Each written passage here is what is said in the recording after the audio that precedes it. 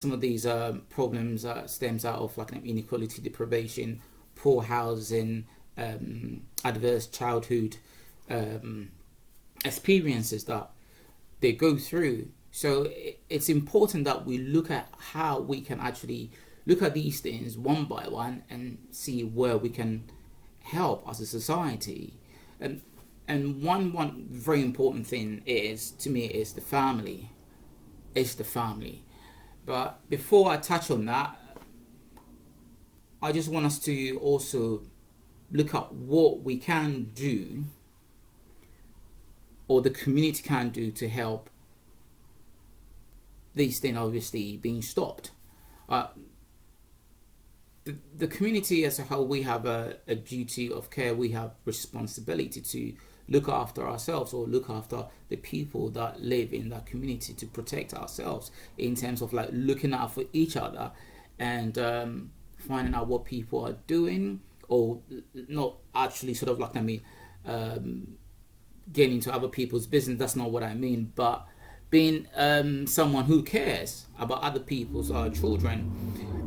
For example, where I come from, I was born in Ghana, and the community itself is huge. Everywhere you live, it's not only your mom or your dad that would only look after you. You have aunties, you have uncles, you have other family members who are around. You also do have the community as a whole. Everyone is looking out for whatever you're doing. So if you're going the wrong way, they will try and correct you.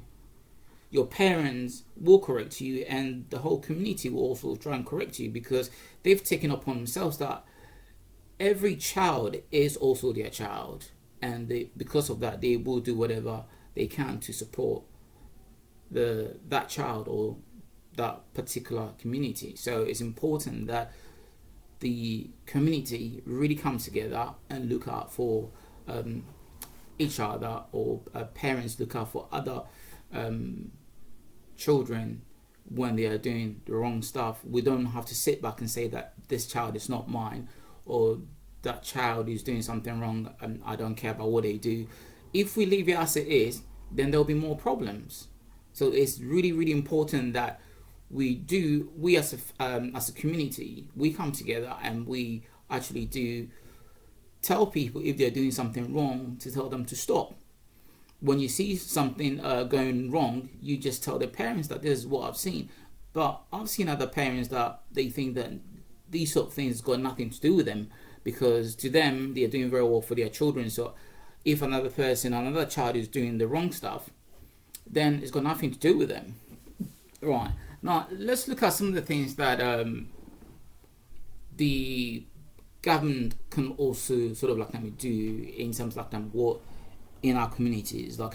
We all know about what happened in Glasgow. We know about how high the crimes were in terms of homicide. It was twice as as much as London, because they had a bigger problem. They were losing more lives in Glasgow, but they took a very sort of public health approach, where they created more awareness. Early intervention came in. They took an inter-agency approach, early intervention, whereby they had these systems in place because they knew they had the problem. So how are they going to approach these problems?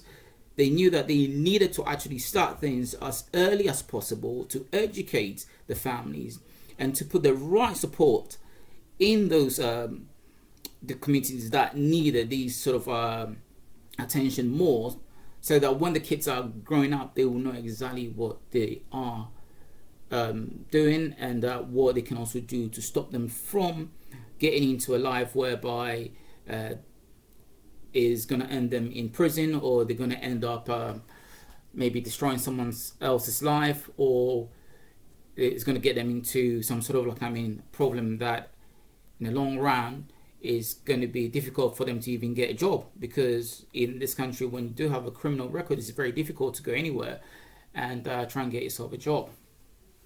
Now, personally, I think families should play a very vital role in their own child's life.